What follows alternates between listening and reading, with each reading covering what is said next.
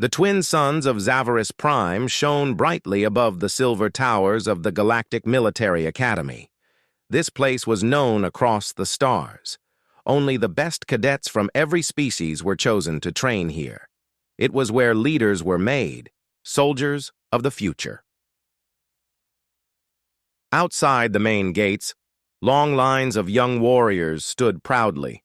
The new batch of cadets had arrived. There were tall, scaly Jar warriors with sharp claws. There were graceful Ilyari, glowing faintly like living light. A group of heavy armored Shardkins stomped in, each step shaking the ground. The Draxari, with 4 arms and short tempers, argued loudly over who would reach the top of the class. Every cadet was different. Different species, different shapes, but all of them shared the same goal, to become galactic officers. Then came the human. He walked in alone. No one stood beside him, no escort, no welcome. He was not tall or glowing. He had no scales or extra arms, just soft skin, short brown hair, and calm eyes. He wore the same standard uniform as the others, but something about him felt different. The other cadets noticed him right away. "Is that a human?" one Draxari whispered, looking confused. "They sent a human here," another cadet muttered. "Why?" Most had never seen one up close. Earth was still new to the galactic scene. Its people were small in number. Not many had joined the wider galaxy yet. The human said nothing. He simply walked past the stares and whispers and entered the academy.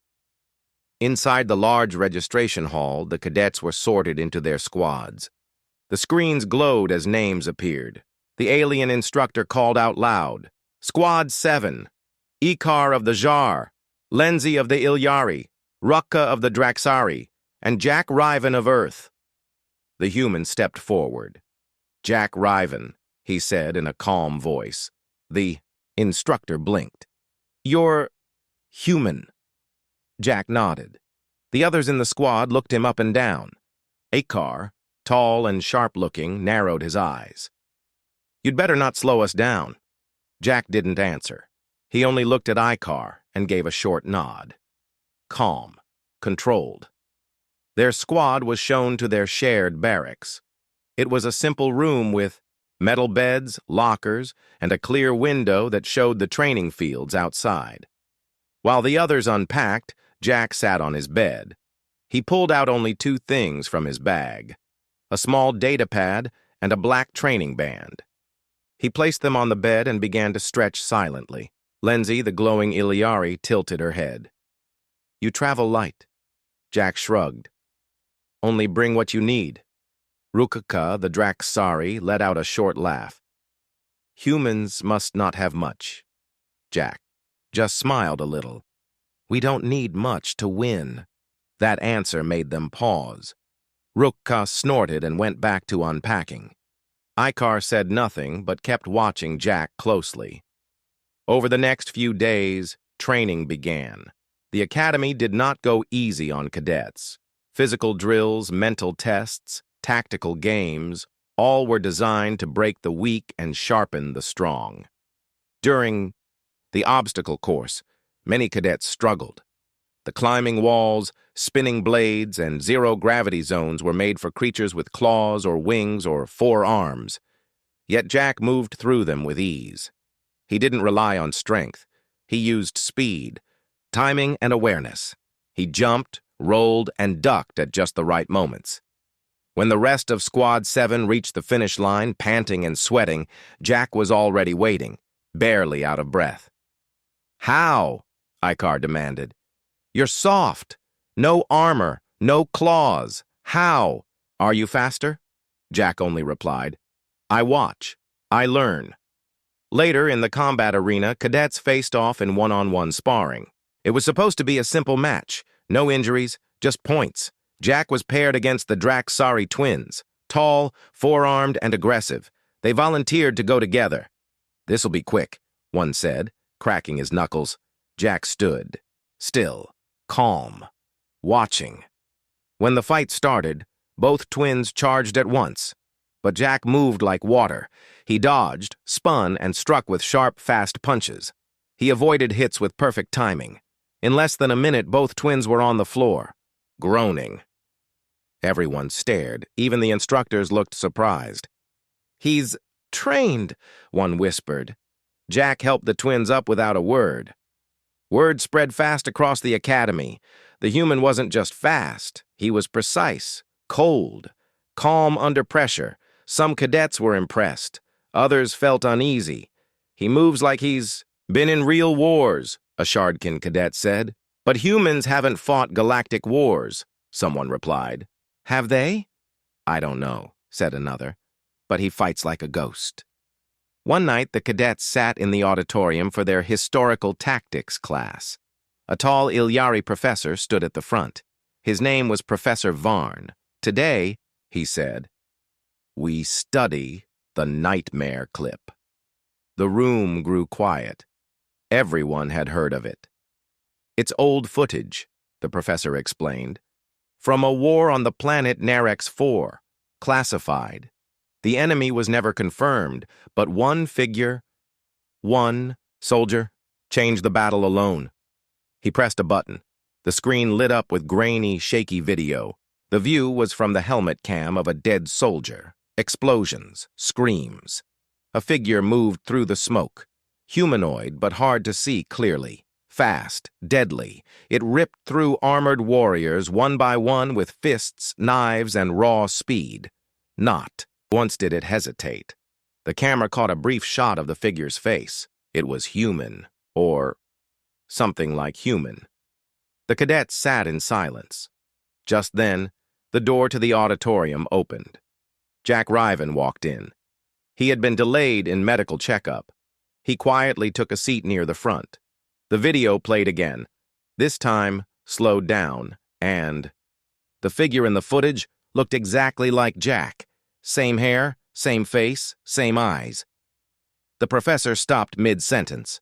His glowing hands trembled slightly. The entire room turned to look at Jack. He didn't flinch. "Cadet Riven," the professor said slowly, "have you seen this footage before?" Jack stared at the screen, then back at the class. "Yes." The room fell quiet. Too quiet. Lindsay looked pale. Icar took a step back. Rukka's hands clenched. "You were there?" the professor asked. Jack did not answer. "I thought the figure was a myth," someone whispered. "A ghost story." "He's not a ghost," said another. "He's sitting right here." The bell rang, but no one moved. Finally, Jack stood. "I'm here to train," he said quietly. "Same as all of you." Then he left the room. No one followed. The professor slowly turned back to the screen. "That footage is over 20 years old," he said softly. "But that can't be," Lindsay whispered. "He's just a cadet." The room stayed silent for a long time, and across the academy, a new whisper began to spread. "The human isn't just a cadet, he's something else." After the class ended, the air in the auditorium still felt heavy. Cadets walked out slowly, looking over their shoulders. No one laughed. No one spoke loudly.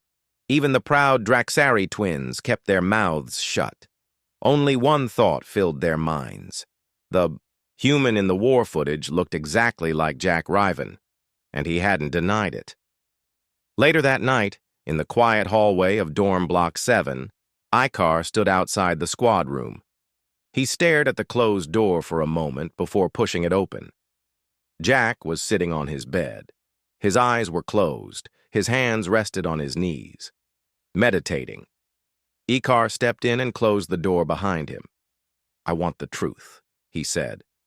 Jack opened, his eyes slowly. "Truth about what?" "You know what? That footage, that soldier, that wasn't just someone who looks like you, that was you, or someone like you." Jack didn't reply. Icar's voice dropped to a whisper. "You're not just a cadet, are you?" Jack stood up. He didn't threaten. He didn't shout, but something about the way he moved made Icar step back without thinking. Jack looked Icar in the eyes. "I'm not your enemy." Icar held his ground. "No, you're not. But the galaxy needs to know what you are." Jack sighed. "You wouldn't believe me even if I told you." "Try me." There was a long pause. Then Jack said quietly, "That footage is real. But I was only a child when it happened. The person in the video was someone else. But we were trained in the same place." Icar's eyes narrowed. "Earth?" Jack shook his head. "No. A hidden facility. Not on any map. Not part of any alliance. It was called Project Revenant. In the cold mountains of Earth, long ago, a small group of human children were taken in by a secret military program. Their parents had been lost in wars.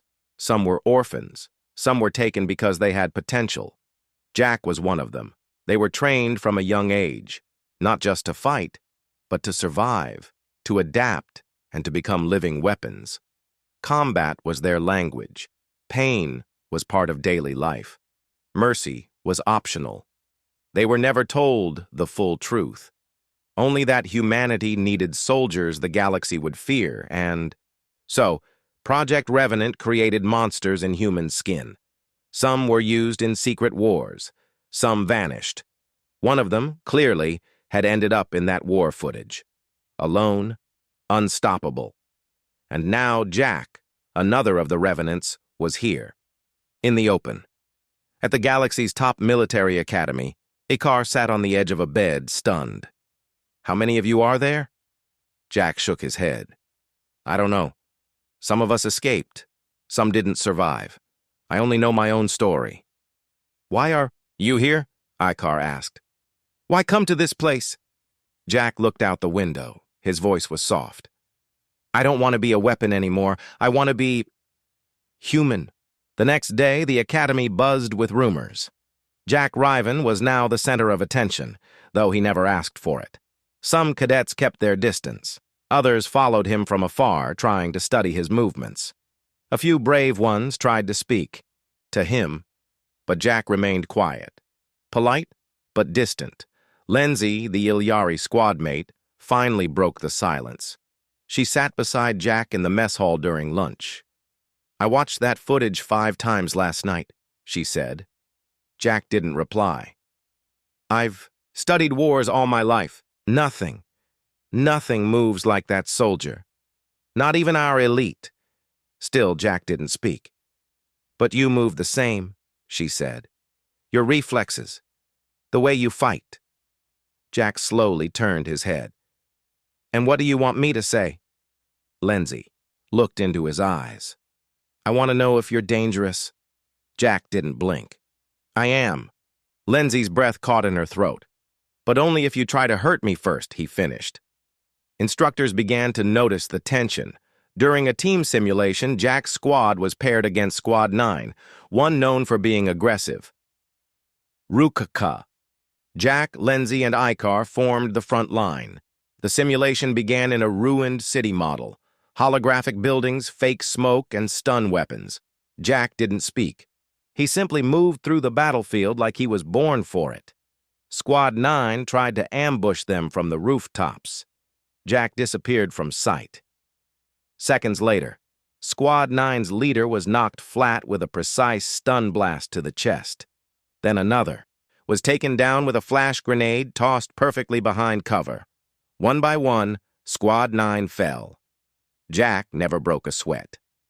When the match ended, the scoreboard was clear. Squad 7, victory. No injuries.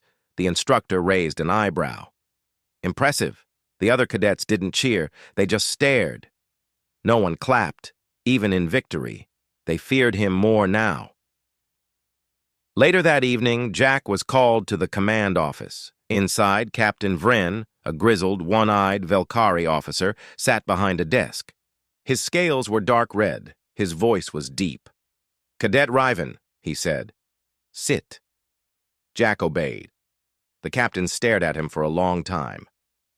"I was there," he said finally. "Narex 4, the battle in the footage."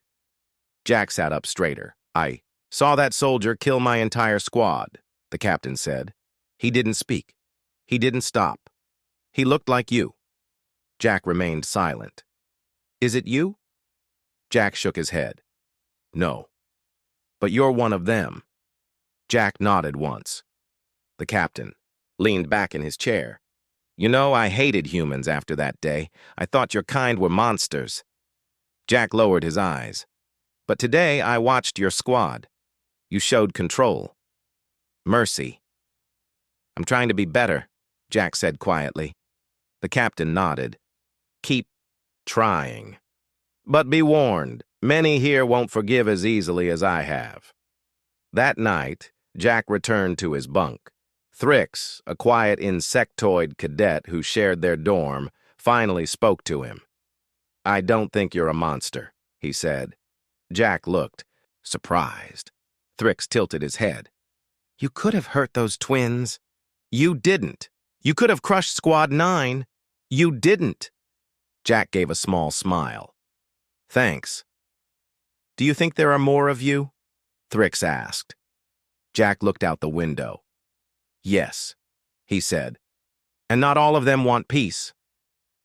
The next morning, an alert echoed across the academy. Emergency drill activated. Unknown spacecraft approaching Xavaris Prime. Cadets rushed to battle positions. On the main screen in the control tower, several small ships appeared, marked with the blood-red symbol of the Kornath Raiders, a ruthless group of pirates and warlords known for attacking weak worlds. Except, Xavaris wasn't weak. It was the home of the best-trained warriors in the galaxy. Still, they came, and the academy was not ready. Defensive systems were still under repair. The instructors shouted orders. Students panicked. Ships landed in the outer training fields. Kornath warriors poured out, firing plasma weapons and cutting down defense bots. Explosions rocked the ground. In the chaos, cadets scattered. But one figure moved toward the battle, not away. Jack Riven. He sprinted across the field, grabbed a fallen weapon, and took down 2 Kornath raiders with clean shots. He picked up a broken drone, rewired it, and sent it flying into a group of enemies, detonating with a flash. He leapt over rubble and slammed into the raiders like a force of nature. Other cadets watched in shock. He's not running, Lindsay said. He's fighting alone, said Rukka. Then Icar growled, Not for long. Squad 7 followed. Smoke still rose from the broken training fields of Xavaris Prime. The Kornath Raiders had been defeated. Their ships were destroyed. Their warriors lay unconscious or trapped, thanks to the fast response from the cadets, and one human who had led them.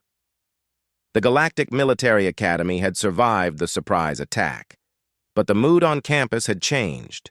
Before the battle, Jack Riven was a mystery. Some feared him, some avoided him, others called him dangerous. Now they whispered a new word when they saw him, Protector. Inside the Academy's medbay, wounded cadets rested while repair drones buzzed around. Jack sat on the edge of a medical bed, shirt off, his back covered in fresh bruises. Despite his injuries, he looked calm. Lindsay sat beside him, holding a cold pack to her leg. You shouldn't have run in alone, she said softly. You followed me, Jack replied. You're lucky we did. Jack gave a small smile. Wasn't luck. Rukka limped in and dropped onto a bench. They said the Kornath targeted our academy on purpose. Thought we were weak. They were wrong, Lindsay muttered. Icar entered last, his armor scorched but his eyes sharp. He didn't speak right away. He looked at Jack for a long time. Then he nodded. Thanks. Jack raised an eyebrow. For what? For showing us what humans can really do. The next day, classes were canceled. Emergency crews cleaned the academy grounds. Dead training bots and pieces of crashed ships were everywhere. Still, cadets gathered in groups, talking about what had happened. But one question kept coming back. Who is Jack Riven really? In the central command tower, high above the academy, several officers met in secret. Captain Vren stood by the window, staring down at the cadets below. Beside him was Commander Relek of the Shardkin Defense, General Haru of the Ilyari Fleet, and two others from the Academy Council. "He saved the Academy," General Haru said. "If not for him, the Kornath would have reached the command tower." Commander Relek crossed his thick arms. "I still don't trust him. No human should fight like that." Captain Vren turned. "Because he fought better than us?" Relek growled. "Because he fights like something built to kill." Silence followed. Then General Haru said, "It's time we learn the truth." That night, Jack was called to a secure meeting room. He walked in calmly. The 5 officers sat around a dark table. A hologram floated above the center, the same war footage from Nerex 4. The blurry image of the soldier, human, fast, deadly, flashed across the screen. "This footage," Captain Vren said, "was taken 23 years ago." He turned to Jack. "You told Icar you were a child when it happened, but you also said you were part of the same project." Jack stood straight. "That's correct." Commander Relek leaned forward. "Explain, all of it." Jack took a deep breath. "It started before I was born," he said.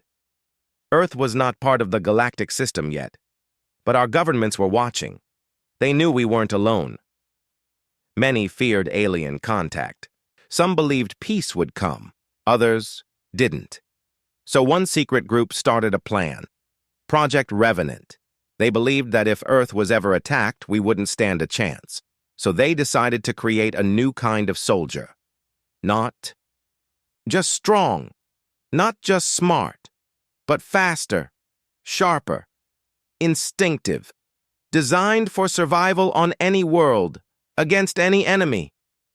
I was taken in when I was 6. My memories were altered. I don't know who my parents were. I only remember the training. Each day, they pushed us harder. No comfort, no kindness, only orders and pain. We were taught to see threats everywhere, to feel no fear, no hesitation. Some broke, some became wild, but a few of us adapted. The soldier in that footage was the first success. They called him Ghost 1. I was Ghost 13. The Kaisei officers listened without speaking. Jack's voice remained calm. Ghost 1 was sent into a small conflict on Nerex 4. They didn't expect him to survive. But he didn't just survive. He wiped out 2 full squads of elite soldiers. The footage was leaked. But no one believed it was real. Earth denied everything. Captain Vren stared hard. "And you? Why are you here now?" Jack paused. "Because I escaped the program 5 years ago. I didn't want to be a weapon anymore. I wandered the outer colonies, did small jobs, learned about the galaxy. Then I applied to this academy." Relek leaned forward. "You applied under your real name?" Jack nodded. "Yes. I wanted to see if I could live as a normal person, as a human." General Haru looked at the others. "And now, we know the truth." Captain Vren asked the final question. "Do you still have your training?" Jack met his gaze. "Every part of it. I never forgot." "Then let's hope," the captain said. "You never use it on us." After the meeting, Jack returned to his barracks. He expected silence. Instead, the entire squad was waiting. Lenzi, Rukaka, Icar, Thrix, even the Draxari twins. Jack stopped. In the doorway. "No speeches," he said. Icar shrugged. "Good. We're not good at speeches." Rukka crossed his arms. "We talked. You saved us, more than once." Thrix nodded. "You could have left us. You didn't." Lenzi stepped forward. "You might be something different, Jack, but you're still part of this squad." Jack looked at them, unsure of what to say. Then, quietly, he said, "Thank you." The others moved aside and let him pass. That night, for the first time, Jack felt like he belonged. But while Jack found peace for now, far away in deep space, Someone else had seen the Kornath battle.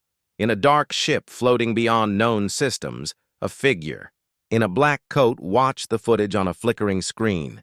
The soldier, human, fast, silent, leading cadets into battle. He zoomed in on Jack's face. "Ghost 13, the figure whispered.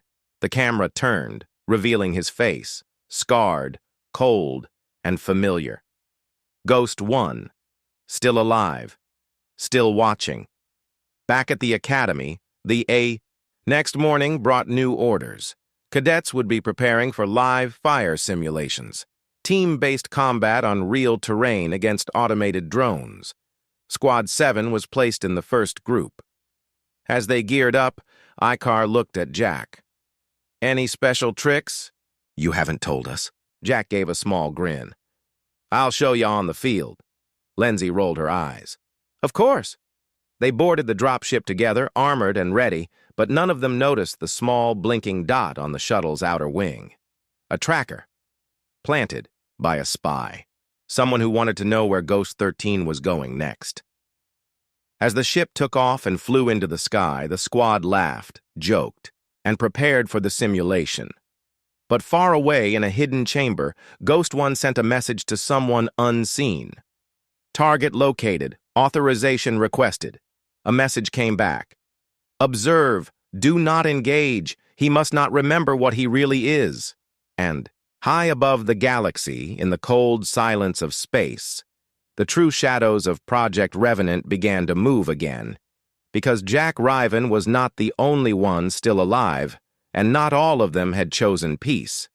The sun was high above the training valley. Squad 7 stood near the edge of the forest, looking at the steep cliffs, broken towers, and ruins scattered across the field. This was the live fire zone, the most advanced simulation area in the whole Galactic Military Academy. They had trained hard for this. Automated drones with real weapons would attack from the ground and sky. Cadets had to work as a team to survive and complete their mission. Retrieve the beacon at the center of the ruins and return it to base. Jack Riven checked his armor straps one last time. The others followed his lead. "Ready?" he asked. "Born." "Ready," Ruka said with a grin, cracking his knuckles. Lindsay smiled. "Just don't run off alone again, Jack." "I won't," he said. "Not this time." Thrix adjusted his targeting visor. "I'll cover the rear." Icar nodded. "Let's move fast! Stay close!" They stepped into the simulation zone. The gate behind them closed with a loud clang. A siren echoed. Then the sky darkened. At first, everyone thought it was part of the simulation. Black clouds rolled in. Thunder rumbled. But there were no storm clouds on the weather monitors. Suddenly, an alert screamed through everyone's comms. "Warning! Unauthorized ship detected. This is not a drill." The cadets froze. From above, a ship broke through the clouds. Not a drone, not Academy tech. It was a real warship, sleek, black, and sharp-edged. Unlike any model seen before. No symbol, no broadcast, ID. But Jack knew it immediately. He had seen ships like that in training, Project Revenant. The ship hovered above the forest. Then, without warning, it opened fire. Bright plasma beams scorched the trees. Explosions shook the ground. The air filled with heat and smoke. "Take cover!" Jack shouted. Squad 7 ran for the nearest stone wall, dodging falling debris. "This isn't a simulation," Lindsay cried. "No kidding!" Rukaka yelled, dragging Thrix behind a broken pillar. Jack's eyes scanned the sky. He recognized the ship's flight pattern. Whoever was inside, they weren't attacking the Academy. They were after him. "They're tracking me," he said. "What?" Icar turned, confused. "This isn't random. They came for me." Before anyone could reply, a small transport ship broke off from the main craft. It flew low and crashed into the far edge of the field. The side hatch burst open. Out walked a tall figure in a black coat, body wrapped in light armor, face cold and calm. Jack's face turned pale. Ghost 1. He hadn't seen him since he was a child. Back then, Ghost 1 was a legend, a perfect weapon. Fast, brutal, unstoppable. Now he stood before them alive, real, and he was walking straight toward them. Behind him, a squad of black-armored soldiers followed, each one trained the same way Jack had been. Elite revenants. I knew they'd find. Me, Jack whispered. Lindsay stared at the enemy soldiers. What do they want? Jack looked down. To bring me back, or destroy me. Rucka growled. Not happening.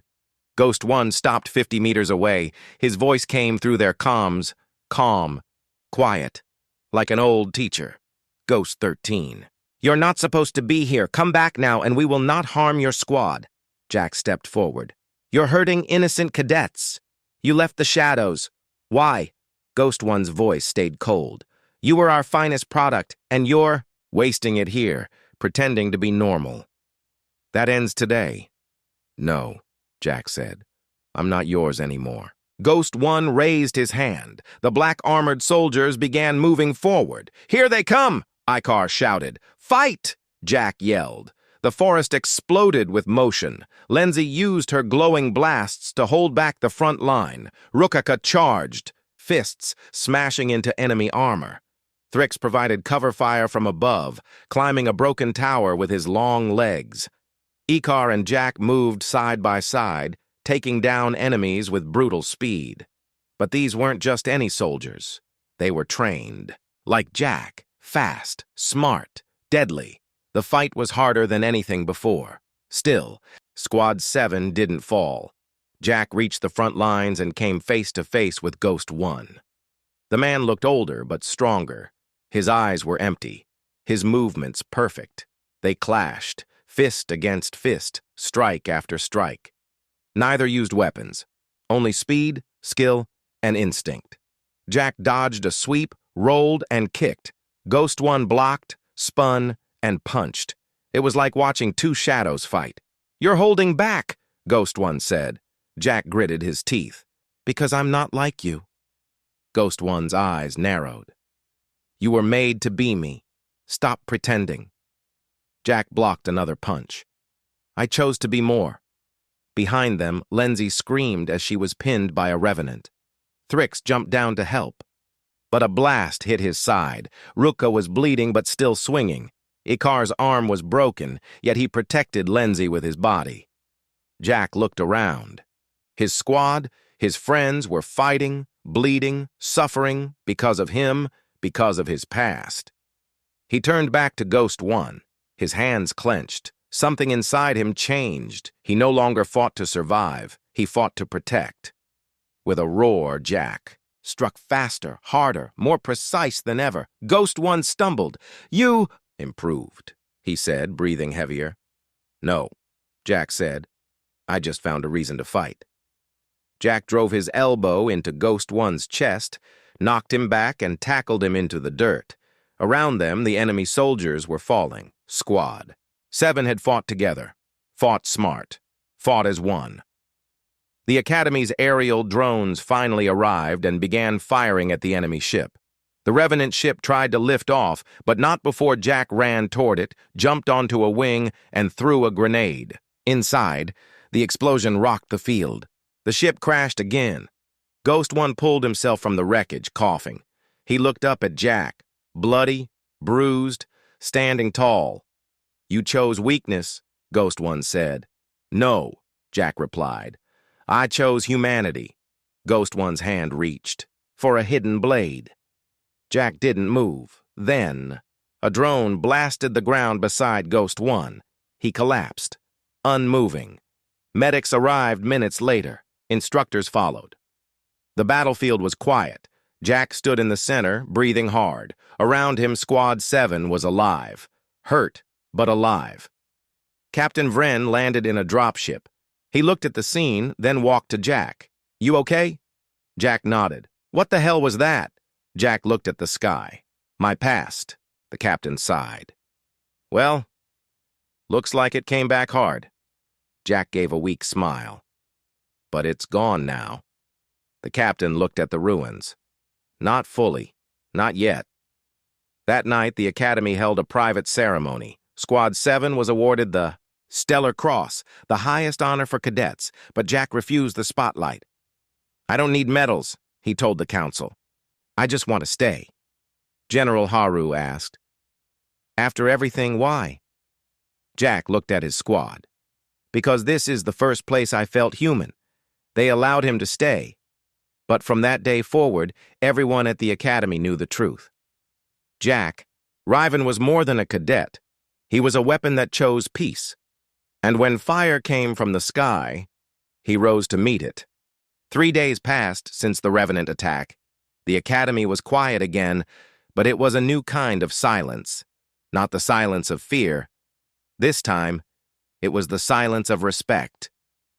Every cadet knew what had happened. They saw the fire in the sky. They heard the battles. They watched Jack Riven stand alone, and then watched his squad stand beside him. And most importantly, they saw the truth. The human wasn't just a legend from war footage. He was real. He was here. And he had chosen to protect them. Inside the Academy's medical wing, Squad 7 rested. Lindsay lay in bed, a bandage over her ribs. Thrix was covered in medical foam but kept reading his data pad. Rukka grumbled at the nurse for trying to take away his dumbbells. Ikar sat in a chair, arm in a sling, watching the door. And Jack? He stood near the window, arms crossed, staring at the sky. "You haven't spoken much," Lindsay said gently. Jack didn't turn around. "Just thinking." "About him?" "About all of them," Jack replied. "Ghost 1, Project Revenant. What else might be coming?" Thrix looked up. "You think others will come for you?" Jack finally turned. "They won't stop with just one visit. Ghost 1 was just the first test." "But we beat them," Rukka said proudly. Jack nodded. "Yes, but next time, it might be worse." Ikar leaned forward. "Then we train harder," Lindsay smiled. "Together." Jack looked at his squad. His voice was quiet. "Thank you, all of you. I didn't think anyone would stand with me." Ikar shrugged. "At first I didn't want to." Thrix added, "Honestly, I was terrified." Lindsay grinned. "You still scare people, Jack." Rukka laughed. "Yeah, but now it's kind of fun." They all laughed together. For the first time, Jack didn't feel alone. Outside the academy, changes were already beginning. The Galactic Council sent a message requesting a formal meeting with Jack Riven. At first, the academy leaders tried to refuse, but Jack agreed.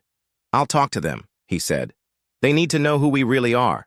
In the council chamber, high above the surface of Zavaris Prime, the most powerful leaders in the galaxy sat around a shining crystal table. Each race had a seat. The glowing Ilyari, the proud Shardkin, the powerful Jar, the wise Velkari, and others. And one seat remained empty until Jack Riven entered the room. He walked in calmly, dressed in a simple academy uniform, no weapons, no armor. The council stared. Some with fear, some with curiosity, some with quiet respect. The Ilyari representative stood first. "Cadet Jack Riven.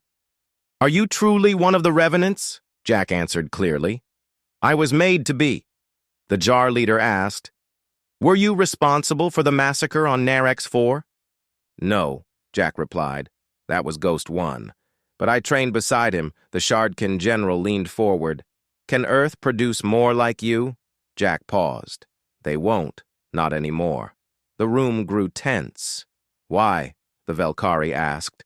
Jack looked each of them in the eye. "Because Earth learned the truth. The cost of turning children into weapons. The cost of removing mercy. It breaks the soul." A long silence followed. Then Jack added, "I came to this academy not to hide, but to grow. To prove we are more than myths. More than monsters." "And you have," said the Ilyari leader. "Your actions saved hundreds of lives." Jack bowed his head. "I only did what was right." The Velkari spoke again. "What do you want?" Cadet Riven. Jack looked. Up. Nothing. I don't want a title. I don't want power. I just want to stay here, to train, to live, to be human. Another silence. Then the jar leader slowly clapped. Others followed. The Ilyari bowed her head. Then you have our respect and our permission. The session ended, but the galaxy would remember what had happened that day. Back at the academy, cadets whispered whenever Jack walked by. Some stepped aside, still a little afraid. Others gave small nods of respect. A group of younger cadets even followed him around, hoping for training tips. He became something more than a student. More than a soldier, he became a symbol. One evening, Jack visited the Academy's memorial wall. It was a long black panel with the names of all those lost in training, war, and sacrifice. He walked alone until he reached a blank space. There, he placed a hand against the wall for Ghost 1. He didn't speak, but in his mind, he said goodbye. You were the best. Until the program broke you. I won't follow that path. I'll make something better. Later, Captain Vren found him sitting on a stone bench near the lake. Thought you'd be busy with interviews and council meetings, the captain said. Jack gave a small smile. I'm done with all that. Just wanted some quiet. Captain Vren nodded. You've changed this place, Riven. You changed a lot of minds. I didn't mean to, Jack replied. That's the funny part, Vren said. The best leaders never mean to be. They sat in silence for a while. Then Vren asked, What will you do after graduation? Jack looked at the water. I don't know. I might teach, help train the next group, or maybe join peacekeeping forces. Whatever. You choose, Vren said. Don't forget who you are. Jack looked up. I won't. On the last day of the training term, the Academy hosted its final battle simulation. Squad 7 stood at the edge of the field, ready. This time they weren't nervous. They stood as one, strong, united, and Jack was. No longer the outsider. He was their teammate, their friend, their brother. The signal blared. The gate opened. They ran forward, together. Far across the stars, on a hidden moon, a few figures watched a screen. One of them was older, his face scarred, his eyes watching every move Jack made. Another revenant. Another ghost. Ghost 13. Is alive, the watcher said. He's stronger than expected, a voice behind him spoke. Should we move against him? The man shook his head. No. Let him rise. Let the galaxy worship him. He turned to the shadows. When the time comes, he will choose a side. And I hope, he added darkly, he chooses ours. But on Zavaris Prime, under the twin suns, Jack Riven smiled as his squad cheered. He had chosen his path, not as a weapon, not as a legend, but as a human. And from that day forward, no cadet, no officer, no alien ever looked at humanity the same way again. Because when the galaxy saw the war footage, and when they saw the human walk in, the room fell quiet and respect began.